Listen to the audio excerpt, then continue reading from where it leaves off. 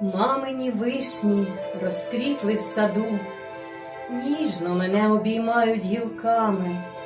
В сад весняний я до мами іду, вічності ніби немає між нами.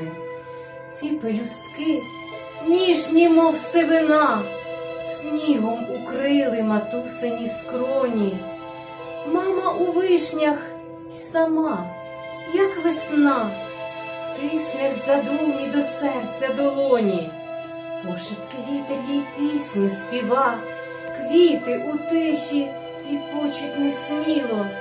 Там, поміж вишень, здається, жива мама стоїть, та сліди засніжило.